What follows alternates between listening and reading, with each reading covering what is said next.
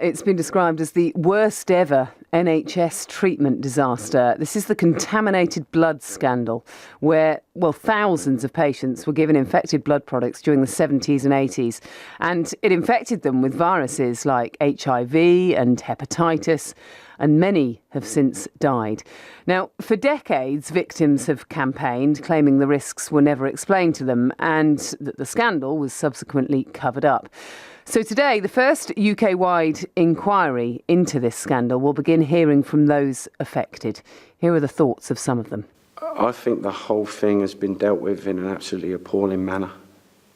This should have been dealt with a long time ago, when it happened. Not dragged out this long. These people are already sick. They're already fighting for their lives, and it's being made worse by having to fight for justice. I don't know, to lose my son was just terrible. There's nothing, there's no help, there's no nothing. It's just like, it's a fight. I'm fighting a losing battle.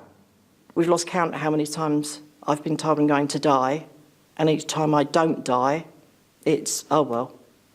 And I just hope, upon all hope, that I'm still alive by the time this inquiry ends and I can have some closure and move on with however long I've got left of my life. That's a few of the people that have been affected by this, and they say, hope to live while it ends. I mean, it's a long old inquiry, this, but today is the first day that people affected will be speaking. Like Barbara Scott. Barbara Scott's husband, Ronald, died in 1993 after contracting HIV and hepatitis C from contaminated blood. They've been damaged by what was done to them. And then they've also been treated as supplicants, and feel they've lived a sort of half-life. They were only expected to live to early adulthood, so you could argue that actually he had a good innings, but from my perspective, it doesn't feel like that.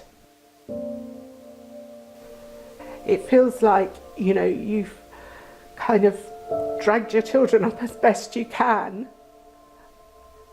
and that in many ways, the state is indifferent to the plight of these people, and you're pretty much doing what you can on your own. I feel I want to know what the roles of the various agencies were. Why were we not self-sufficient in blood products? Why were we so slow to heat treat them? And why were people not warned that factor VIII and whole blood products were potentially dangerous?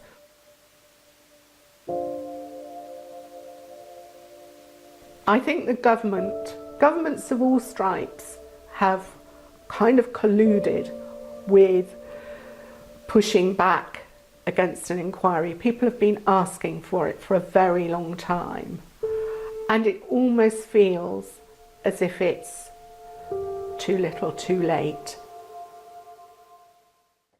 Some of the people that have been affected by this, and that last lady talked about this inquiry. It's been going on for some time, but today it will begin hearing from those affected. Let's speak to one of the people that has been affected by this. Matthew Harris lives in Brixworth, and he was infected with hepatitis when he was a child. He's with me in the studio. Thanks for coming in, Matthew. Good morning. When we say child, then how old?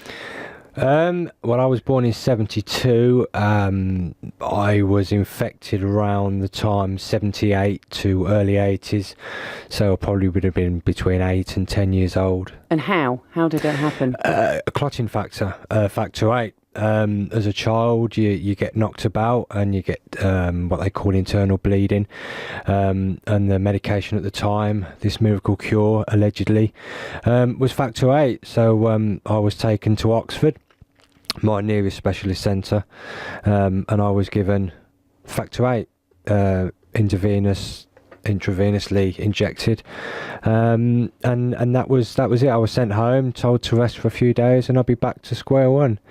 But little did we know further down the line that we'd all be fighting for our lives, and unfortunately some of them have lost their lives. So when you say further down the line, at what stage did you realise that something had gone wrong? Well, I obtained a copy of my medical records. I recently received them a month or two ago, and my wife and I were looking through them, and it wasn't until I think we found it in 1995 that I was told that I'd got hepatitis C. So we got that time scale from when I was given the contaminated factor up until 1995. I wasn't told that I'd got it.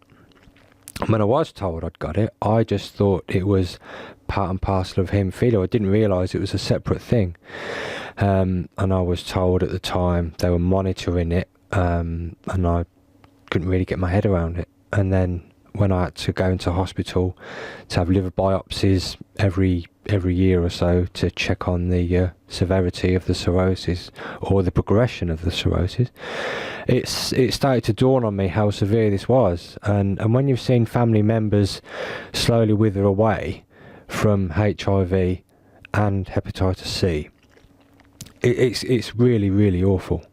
So I don't know much about hepatitis C. It's obviously possible for you to live with it and not realise for quite a long time, is it?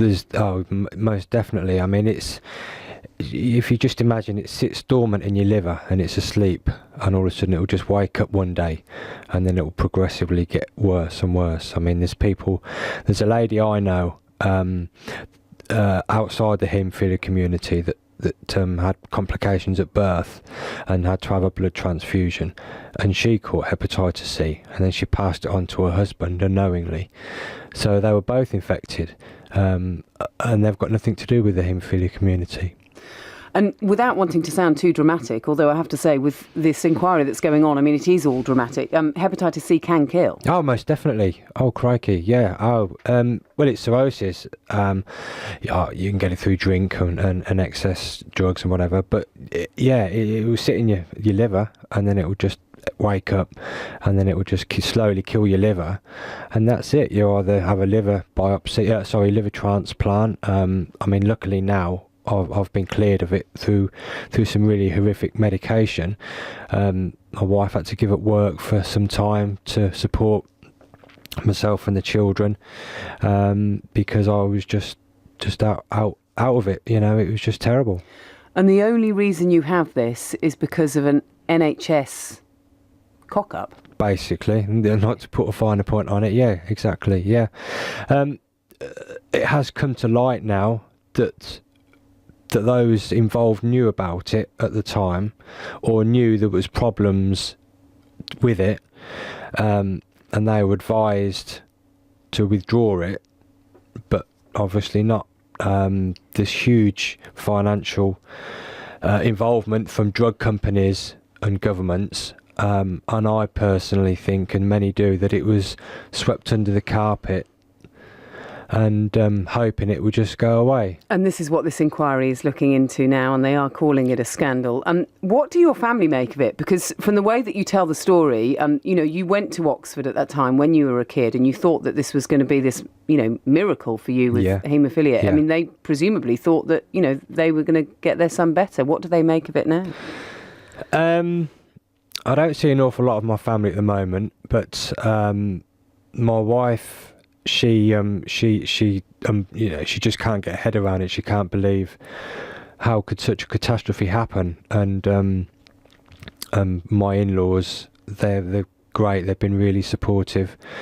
And again, everybody that I speak to about it, they just can't get their head around, how could it have ever happened? How, why, when? It's just a terrible thing to have happened. Are you going to go to the inquiry? I'm hoping to get down at some point.